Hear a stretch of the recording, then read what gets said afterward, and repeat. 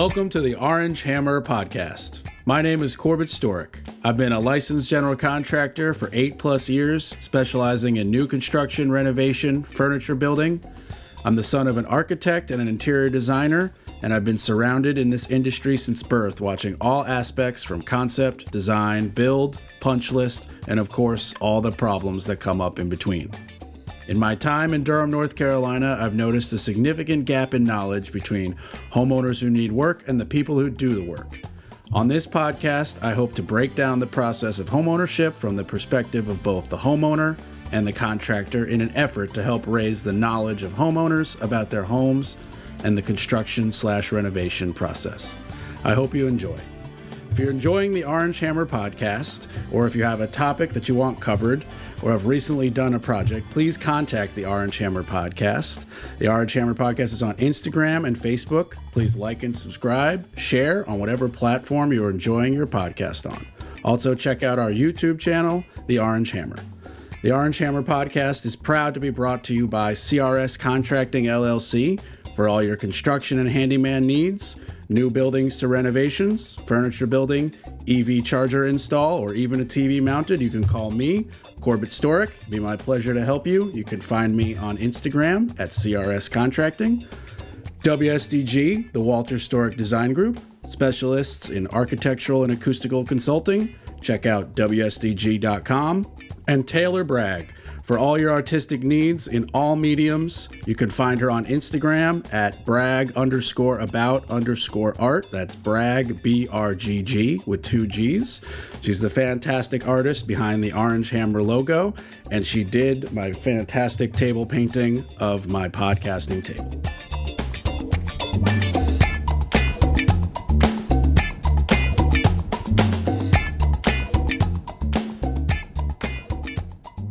My guest today is Jeff B., owner of Happy Hearts Tattoo Studio in Hillsborough, North Carolina. Jeff, how you doing today? I'm pretty good. Appreciate you coming on the podcast. Yeah. I know it has nothing to do with construction, but I like that motorcycle you arrived in. How long you had that guy? I think I got it in February, actually. Okay, so that's pretty new as well. A little pandemic purchase. Yeah. Nice. It's a Harley. Yep. Street Bob 22. That's why you can hear it from a town away. Well, I mean, now that it has the new exhaust on it, before it sounds like a total weed eater. I mean, just Harleys, they're loud. That's like their claim to fame. Right. Well, yeah, thanks. Once again, thanks for coming on the podcast. And I guess let's just jump right into it. You hired me. It's been almost a year now. I think it's been a year since we completed the framing. Since we completed the frame. Okay, so it's probably been about 18 months or so since we actually had a conversation. Yeah, early September right now. Yeah. I remember I signed the lease in June or July or something like that. Gotcha. So just to backtrack for listeners, Jeff hired me to outfit or build out, as they say, his commercial space for his tattoo studio. It was, part of a strip mall, if memory serves, sandwich between, I think, a Papa John's and a tobacco store. Yeah. Yeah, or like a Subway, or it's like a strip mall. Yeah, or it's whatever. a little strip thing. Yeah. So we just, had to do a tiny bit of demo and then basically build, your internal half walls for your tattoo studio, do a little minor plumbing, a little minor electrical. Right. And, I don't have a commercial license.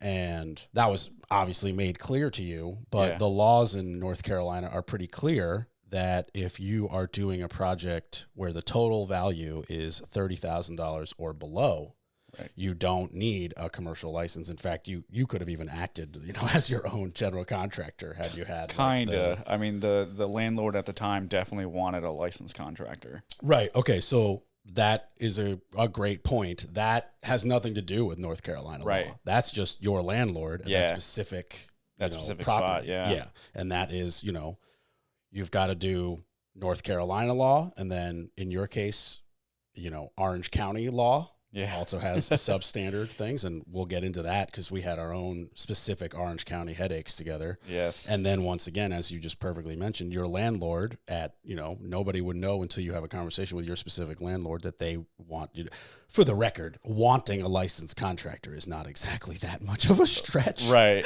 But still, that is a random, rule that your landlord chose to, act on. So, for listeners, how did you find me? I believe it was Danielle. Danielle's another tattooer. Yeah. And we were working, I guess next door. We were working together for a brief moment at that one spot. I mentioned to her that I was going to open up a tattoo shop and needed to find somebody to do some half walls for me. And she brought your name up. So yeah, I think I don't actually even know if I had a session yet. It may have been that her and I had just done like the consultation. Yeah. But because I think I remember actually like I was there in the middle of my first session and you like came in because you were like, I got to do this paperwork real quick. I need your signature or whatever. Yeah. Like, I think that was for the landlord thing. Yeah, I think you're right. Yeah. Or maybe something to do with like the demo dumpster or some like. Oh, yeah. So yeah, shout out to, Danielle Does Tattoos on Instagram and Lucid Tattoo Studio. We're heavily promoting tattoos today. Yeah. Also, Painless Tattoos, fantastic website. That cream works really well. Just FYI. Yeah, Danielle did do my tattoos. Did do a pretty nice job. Yeah, it looks great. I appreciate that. Yeah, I actually have a touch up coming this week, the final touch up. So nice. that's pretty exciting after all these months and all this pain. So.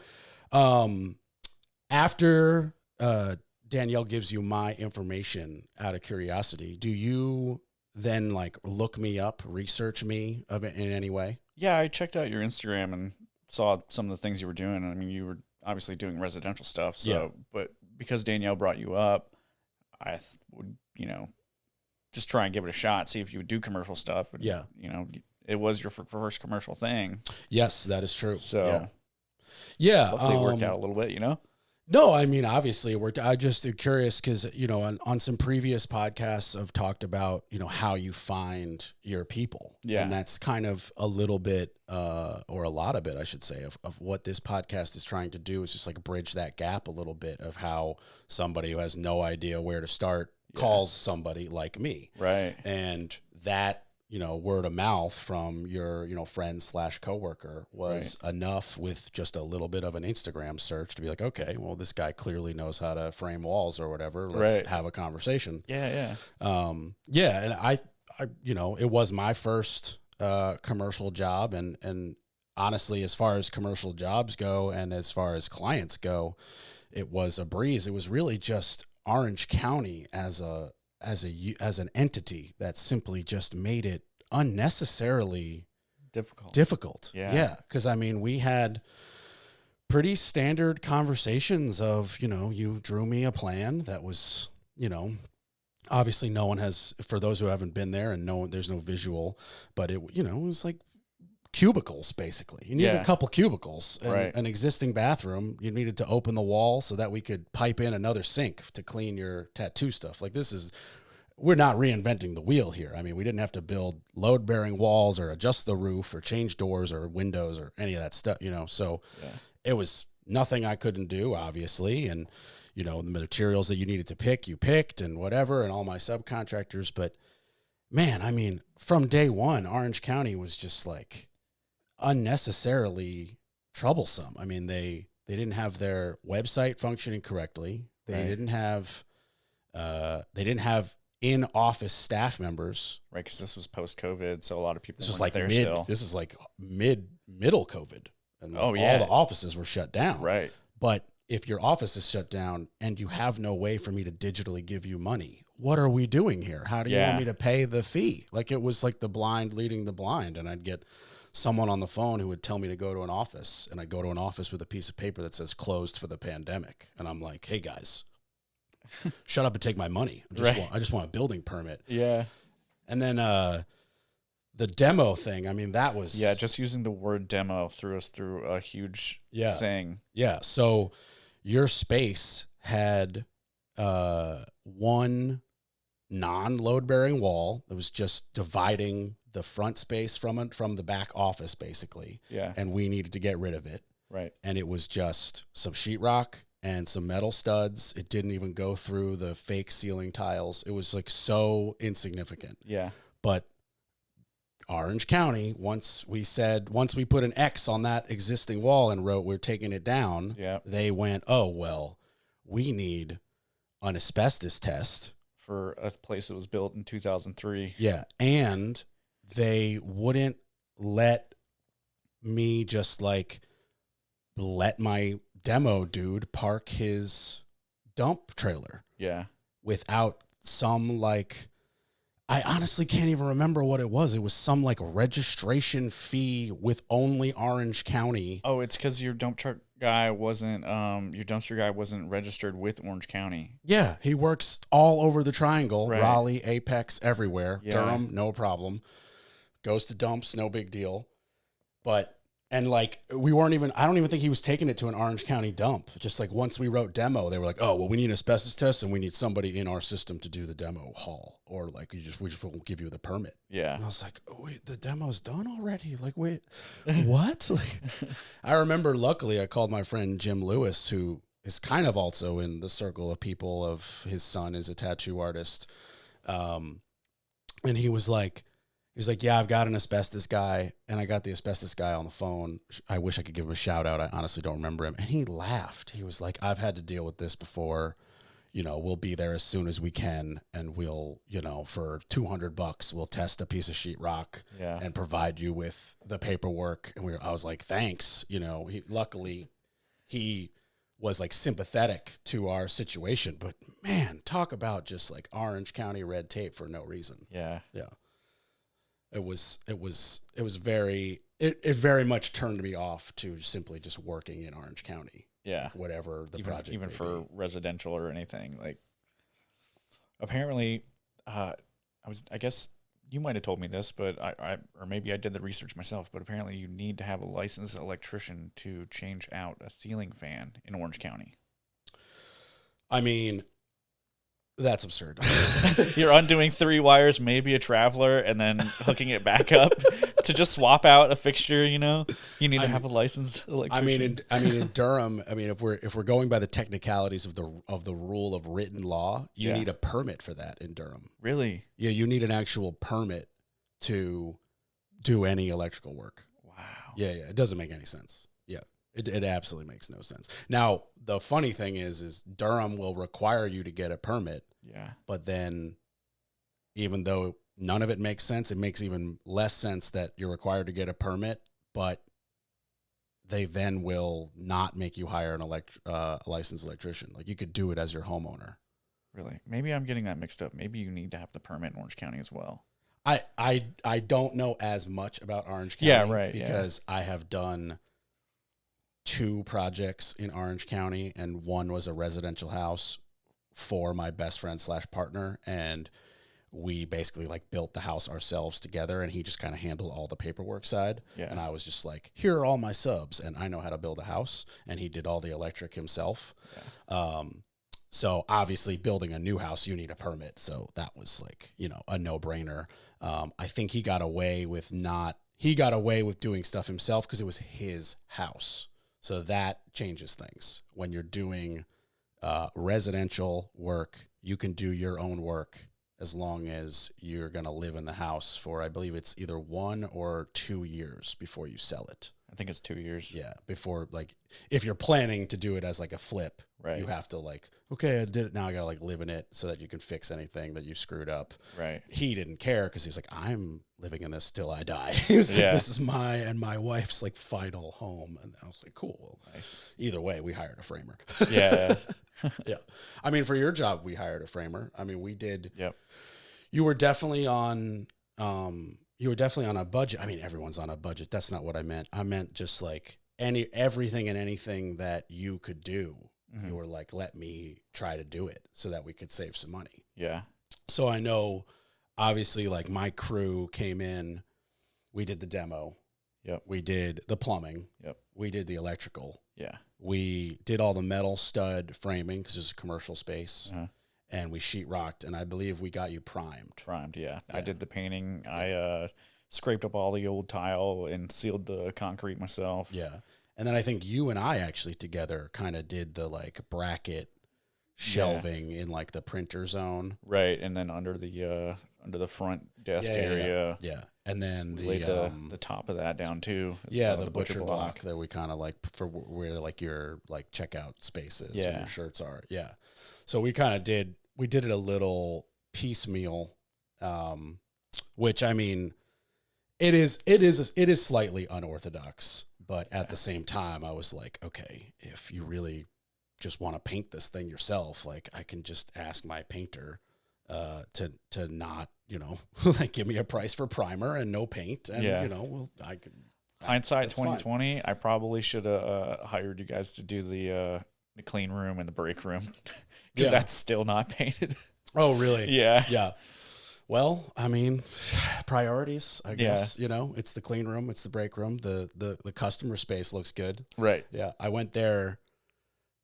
I can't remember, but it was pretty recent because I was driving, I don't know, I think to Charlotte, and I just pulled over to I think I went to that Walmart or whatever. And you were closed, but I was like with my girlfriend. I was like, I did this. Like, look through the window. And she's like, it's very pink. And I was like, I didn't pick the colors.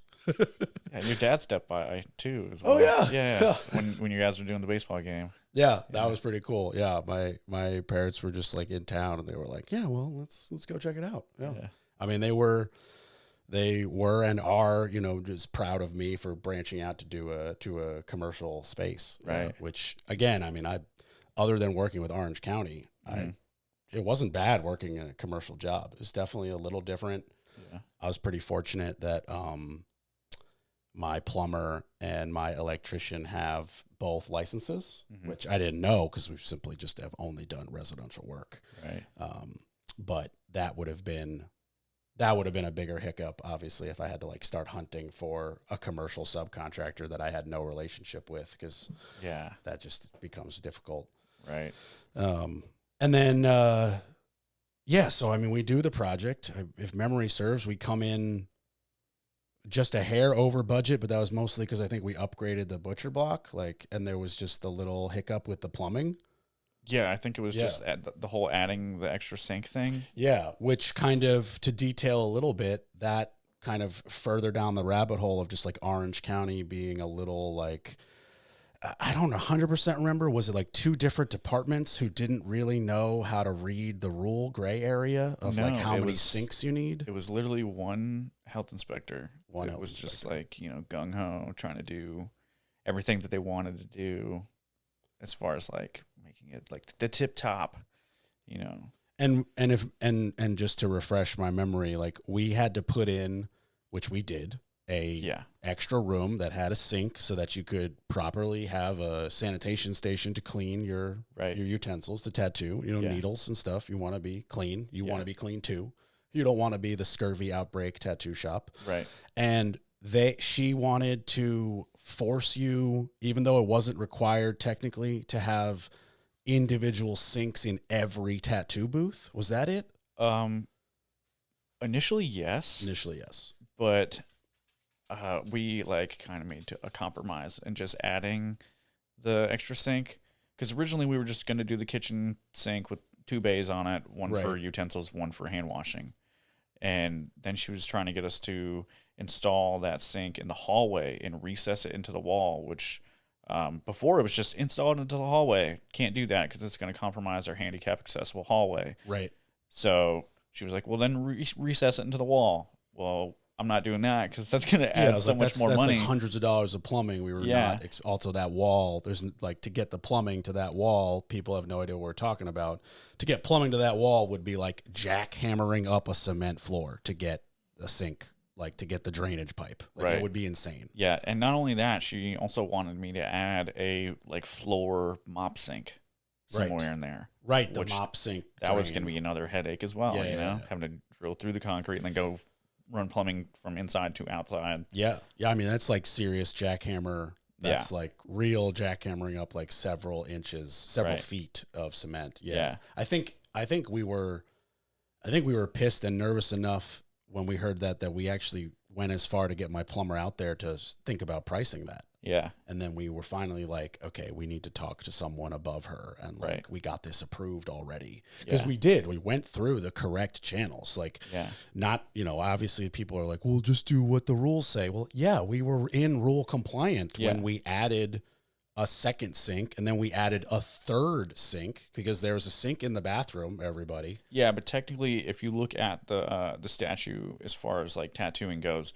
you can't use the bathroom sink as the hand washing sink for tattooers because of the doors there, and you need to have like a germ free, like after you wash your hands you can't touch anything kind of thing. Okay, gotcha. So then that's why she was trying to have us add that extra hand washing sink. But even then, in the statute, it says 1 sink per 5 artists for utensils and hand washing. Right, and you have one store with 5 booths. Yep. And that's 5 artists. Yeah.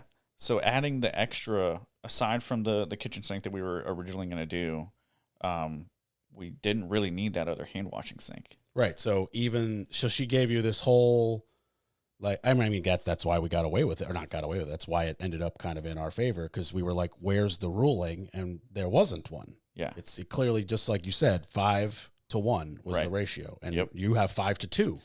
Yes. Because we did, in fact, buy you like a tiny, I think it is marketed as a bar sink. Like, it's a tiny little bar sink, just to kind of shut her up. Store. Yeah, you got it from a restaurant store. Yeah.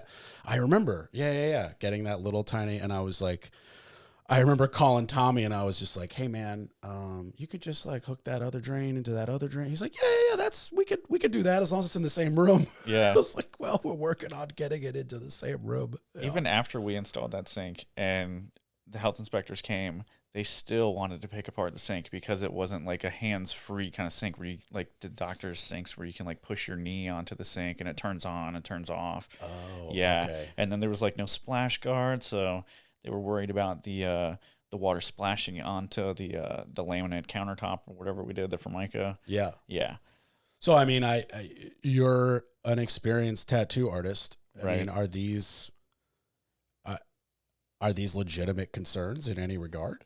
Yeah, slightly, but if you know how to wash your hands clean and not splash around like it's a pool, then you don't run into those issues. Gotcha. Yeah. So some of it is like they have rules for the absolute worst humans. Right. And Yeah. you're like, I'm a regular human and I own this shop and I know how to wash my hands. Yeah. So there's a little bit of like trust also. Right. Like, as you being like a good reputation in the tattoo world. Yeah. Nobody getting infections and stuff. Right. Yeah. Okay. Well, yeah. So, I mean, I guess that it's similar in my world. I mean, building code is basically the absolute bare minimum that is accepted, because without it, stuff would fall over. And so, like, building code is still the minimum.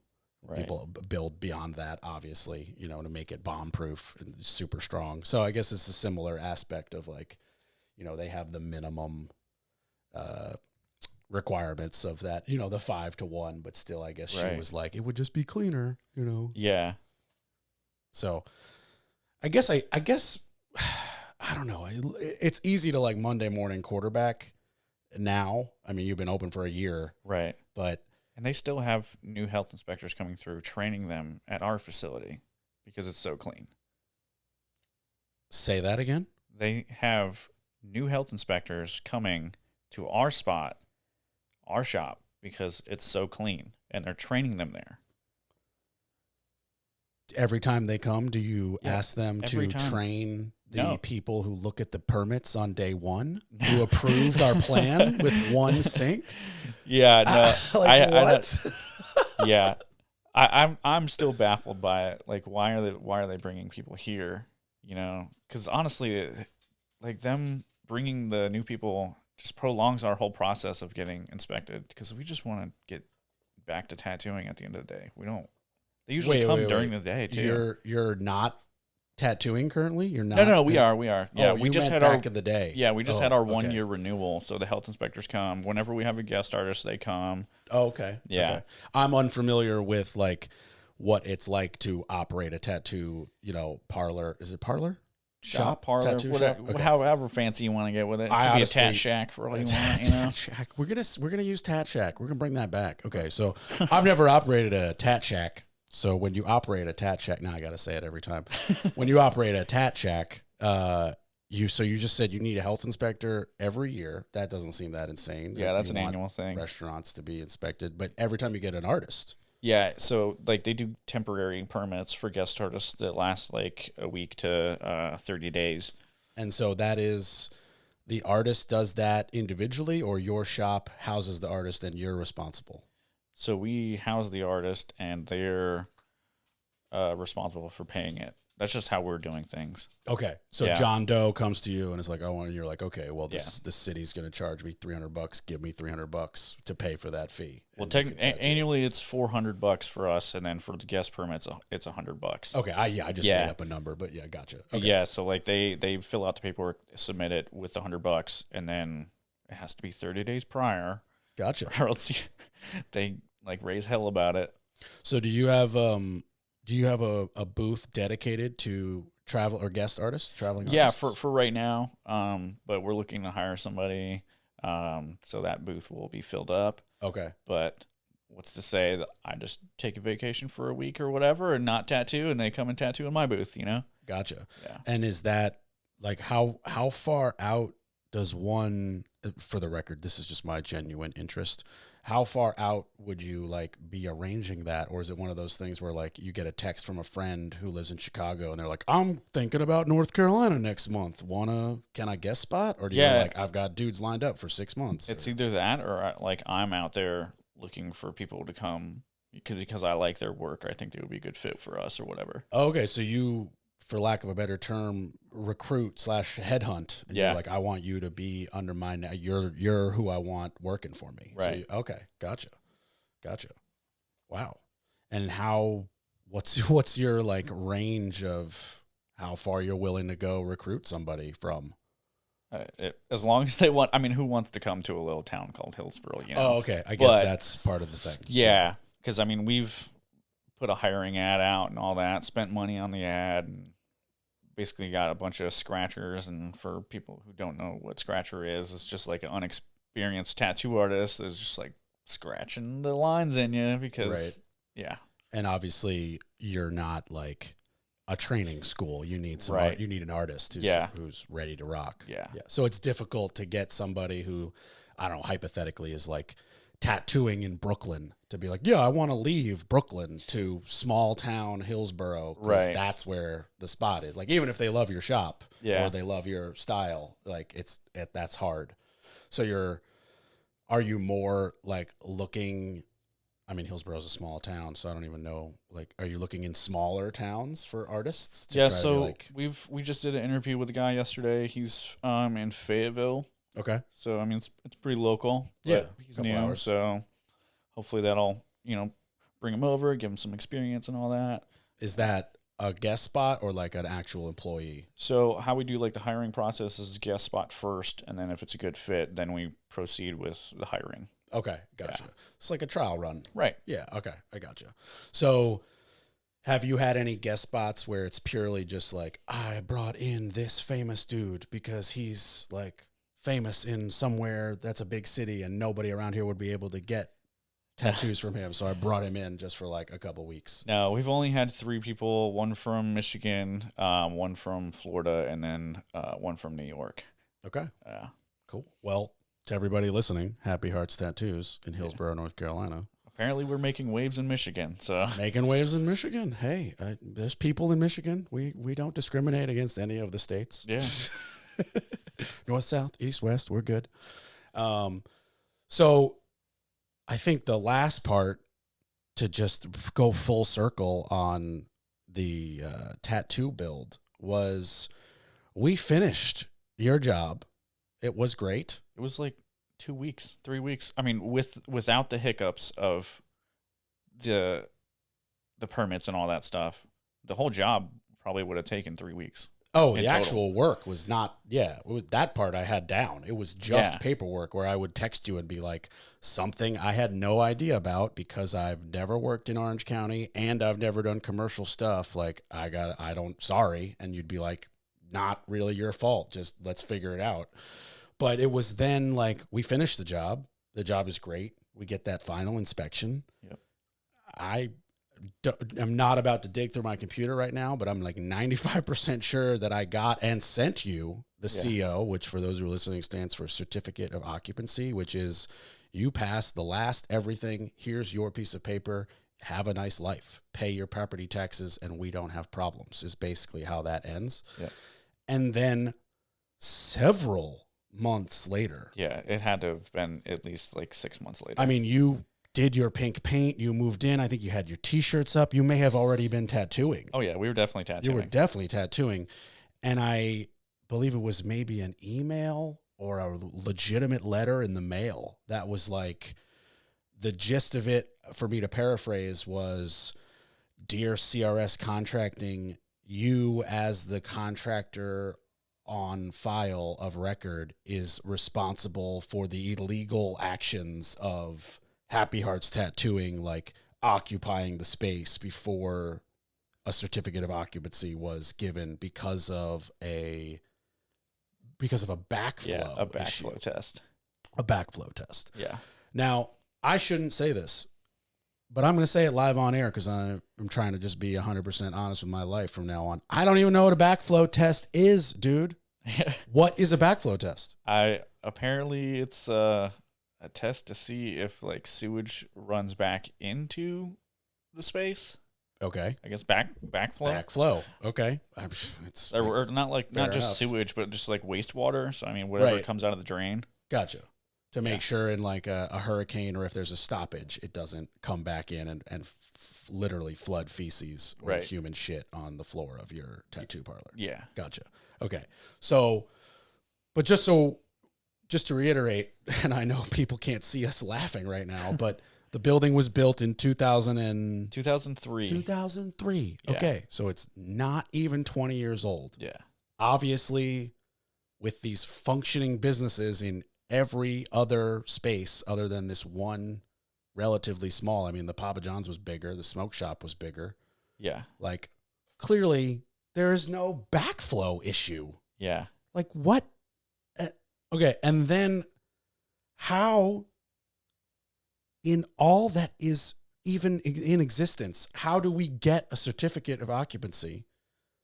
And then 6 months later, they come at us with that. Say we don't have it. Like, yeah. what, it was like so baffling. And I believe when I emailed this to you, you were just like, I'll just take care of this. Like and so for me and the listeners, you know, how did you go about taking care of that? So it was a lot of back and forth. I went to sent that same email that you forwarded me to the head of the health department. And they were like, we have nothing to do with this. You're good to go on our end. Right. So then I can contact at the town because apparently the health department and the town are completely separate because the health department is county and then the town is the one that's asking for the backflow test. Oh, dude, it's insane how much these departments do not talk to each other. Yeah. It's so aggravating. Yeah. Like, they don't even know where to send you half the time. Yeah. So I ended up starting to contact the town.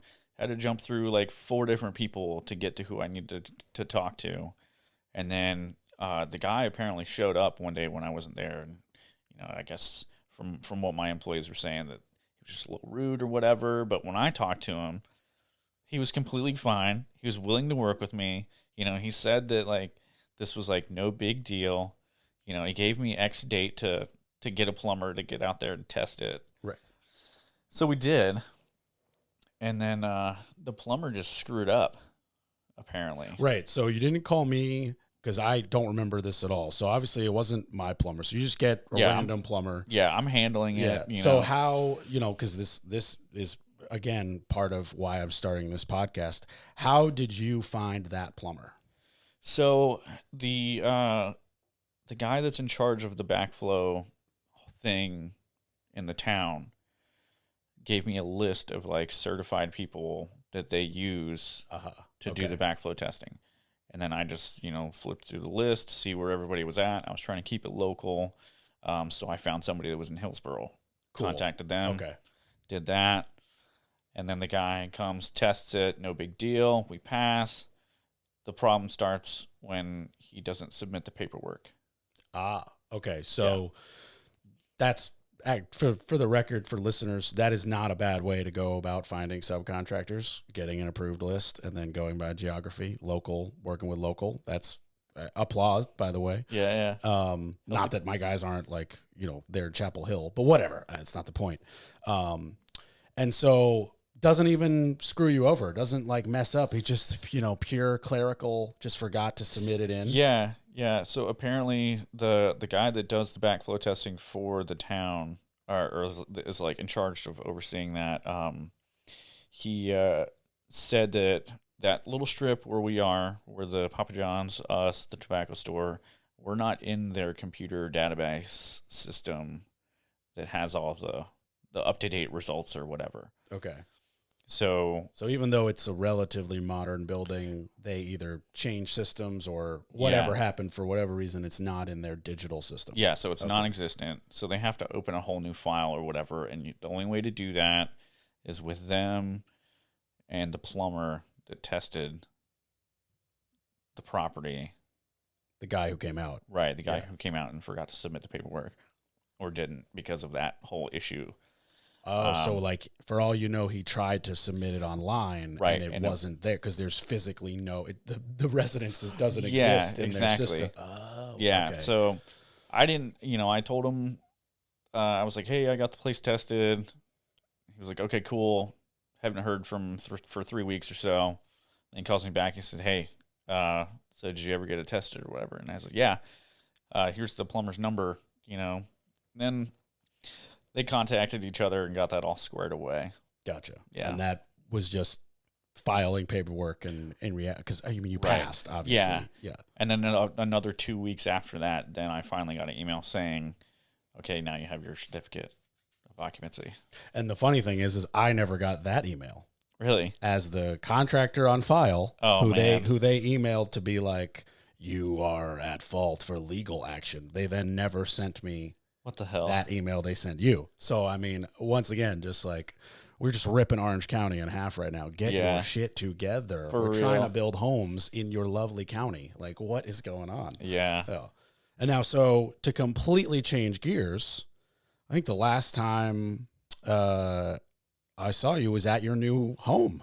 Yeah. Yeah. So first time home buyer. Yep. Yeah. Okay. So what was that process like? Did you use a realtor?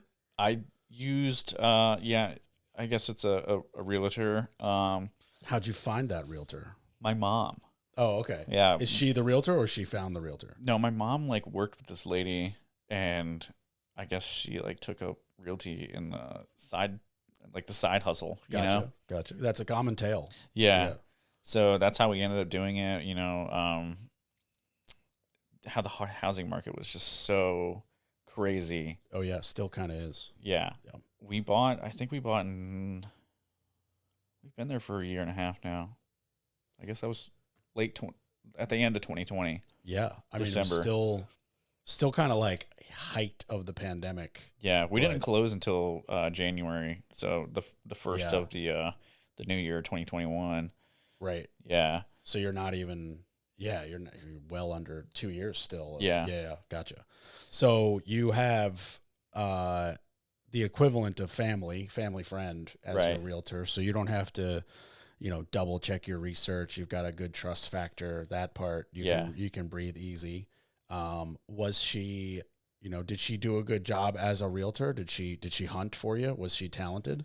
I mean, I was the one mainly doing the hunting. I was just trying to find houses on Zillow and whatever, and was like, hey, I like this house. And then she would, do the whole middleman part and talk to the other realtor for me. So she didn't do the stereotypical, let's call it legwork of a realtor that wasn't like a family friend. Right. That's like, oh, these are the houses that you can afford. Yeah. Lays it all on the table. Yeah, like she didn't email you 7 houses she No. found and then drove you around to 7 houses in her car and blah, blah, blah. Yeah, because we like didn't do that's, that. you know, my realtor has actually been a guest and is now a family friend. But before, 8+ years ago, when she was kind of just my realtor, she was, hunting for my business as well. So she was like, okay, we're going to go. I printed out 30 houses. Let's go. And like, Nice. I remember driving around in like 110-degree heat with her from house to house to house. It was terrifying. But like, okay, so you're the one hunting. You said Zillow and Realtor.com and that kind of stuff. Yeah. Gotcha.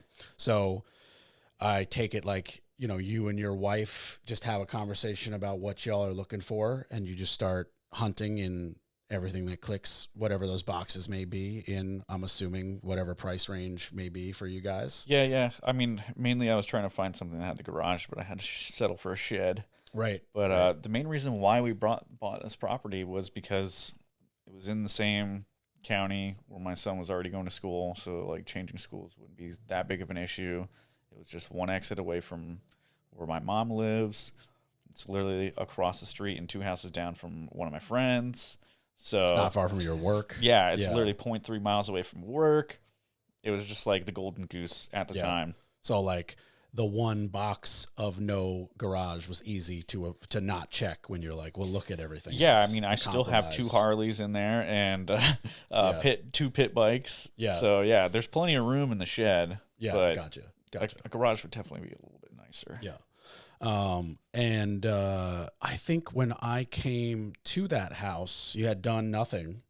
Yeah. And we were not even really like measuring to do final pricing. You were kind of just like, well, ballpark me a deck so I can start saving, and like ballpark me a kitchen reno. Yeah. So obviously we didn't pull any of the trigger on any of those. Have you done any work either yourself or that you've hired out since then? So that little where the laundry room is, I had I guess it was a pedestal sink. Yeah. I took that out and I just put in one of the pre-built vanities. Gotcha, because it has the storage underneath. Exactly. Yep. And that room is lacking storage. Mm-hmm. I ended up taking down the wire, the wire shelving above the washer and dryer stuff. Yeah. I mean, apparently there was cabinets there to begin with, and whoever had it before me ripped out the original cabinets to the home and then put up a wire rack. Interesting. Yeah. Well, maybe they were hanging stuff in the wires. I mean, it was hangers too low. Oh, you wouldn't be able to hang up a whole shirt. Gotcha. Yeah, it would be like dangling on the washing machine. But I ended up taking that out and putting cabinets back up, little pre-builts, And this is all DIY. Yeah. Gotcha. And your, ability / handiness comes from where? I guess YouTube and my dad and whatnot, grandpa. Gotcha. Yeah. Just kind of general growing up with home and tools and stuff. Right. Yeah. Gotcha. But never like, you never like worked professional construction. No. Gotcha. Yeah. I mean, my friend, he does commercial electrician stuff. So, I'd hit him up if I need to, ask about that stuff. If you need a permit to swap that ceiling fan. Right. Yeah, no, I definitely swapped ceiling fans and did not get permits. I mean, 3 wires, usually two bracket screws. I mean, this is not rocket science. Yeah. I mean, I get just turn the breaker off. Your house won't blow up. It's all good. You put it on a t-shirt. Just turn the breaker off. Your house won't blow up. It's all good. Electrical service. LLC. Got to start the LLC. All right. I'm going to get on my electrician, Julian. His company needs to change. Change names. Julian, who did your... Yeah, he's doing a house for me right now. Yeah, really? We just got the temporary power pole inspected, and Duke's going to finally hook it up so I can actually have electricity and not use this generator. My framers are very upset, but it's happening. So, first time house buy went well. DIYs went well. Yeah, the house buy was insane, though, because it was like you had to put in the offer that day, 15 minutes after viewing the house. Probably 20 grand over. Yeah, it was definitely 20 grand over. And it was just, I had a shit ton of cash down, so that's probably the only reason why I got that house. Really? Yeah, my dad passed away, and I had a bunch of money from selling his house and whatnot, so I had that big chunk of change to put down. So do you honestly think that even if you were at the same, like that's the only reason, like just because that was more attractive to them? Yeah. Yeah. Why not? Cash in the pocket. Yeah, I mean, I guess so, but Money I mean, talks, bullshit walks. Yeah, but I mean, doesn't at the end of the day, like, you know, the bank is giving them their money and you're getting a mortgage. It's not like. Yeah, I only got an $80,000 mortgage. Oh, okay. So you really put some cash down. Yeah, okay. I put 170 down. I think the house was listed for, I don't know, 140 or 240 or something like that. It appraised for 255 once I bought it, but we bought it for 250. Gotcha. And then, so yeah, obviously I can't ask you about first time home seller because you haven't sold it yet. Well, I did sell my dad's house. Oh, okay. Yeah. Yeah. So what was that like? I mean, obviously, you know, condolences for your loss of your father, but you inherit the house? Yeah. So and apparently in Tennessee, when you're the sole heir, you get everything. Really? No matter what. No nothing. You just get everything. You don't even need a will. You get the bank accounts, you get the house, you get all the shit that's inside the house, all the cars, trucks. What about your stuff. mom? They're divorced. Ah, right. Yeah. Okay. So only child, you just get everything. Yep. And you just mentioned in Tennessee, you're from Tennessee, or that's where his that's where my dad was living at the time. Yeah. Okay, gotcha. So without a will, he just sole heir gets everything. End of conversation. Yeah. So do you get a phone call from like the county clerk of Tennessee or? Yeah, I mean, I had to pay property taxes once or maybe twice. Gotcha. During that time span before I sold the house. Gotcha. Actually. So how do you go about selling a property that you don't know much about in a state you don't live in? That, I mean, do you have people in Tennessee? Do you have a realtor? So my grandpa lived there, and he went through this whole mesothelioma case when he passed away, and the lawyer that handled that with his disbursements from his will, right? We used the same exact lawyer. Gotcha. Okay. So you had at least you had that contact where you were like, hey, I'm what so-and-so's grandson and so-and-so's son. And this is what we've got to do. Because that house was built in 2005 and my grandpa bought it when it was built. Okay. So I've known that house for quite a long time now. Oh, okay. So it's not like an estranged father. And no. Like no idea what was going on. So I guess that's kind of what I thought a little bit, which I probably should have asked. So you knew, like, obviously of the house, and it wasn't like, it wasn't like a surprise, like, hey, guess what? You now have this house, and the whole side of the family you didn't know about. That was a surprise to me, that the whole sole heir thing, that you just get everything without a will, because I thought everything was going to have to go to probate court and have to do all that bullshit. Yeah, I would assume Uncle Sam would attempt to grab a huge chunk. Yeah, but because it's under a certain amount of money, it was tax-free, everything. Wow. Yeah. That's a nice break. Right. Yeah.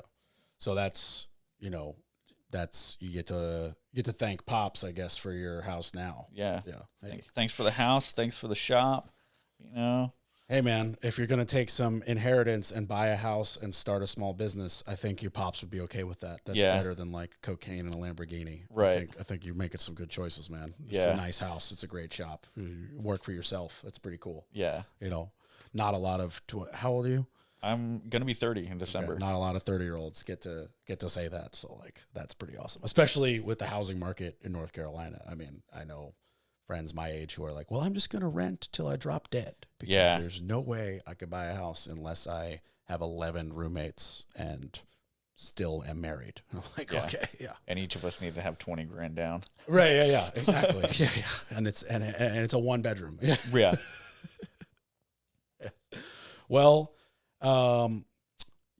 when we build the next shop at your expansion, we'll document it live for the YouTube channel. Yeah. And I'll definitely have you back on when you sell the house and buy and move on to the bigger and badder and next bigger one. Yeah. So I think we got this place, the shop, for 2 more years till we have to worry about renewing the lease. Yeah. So maybe renew it and then go open another one. Yeah. Somewhere Expand. else. Not here. Not here. Not North Carolina. Not in North Carolina. Yeah. Maybe just a bigger town. Yeah, maybe a little bit more hustle Raleigh? and bustle. Yeah. No, not Raleigh. No. Maybe like Colorado or California. I don't know. Colorado's cool. Yeah, I was just in Denver. It's a nice area. Yeah. Well, I can't thank you enough. I wish you nothing but success. I hope we're documenting the next build and the next house purchase and more to come. And I just really appreciate your time, man. Thanks again. Thank you for having me. Awesome, man. Bye, everybody.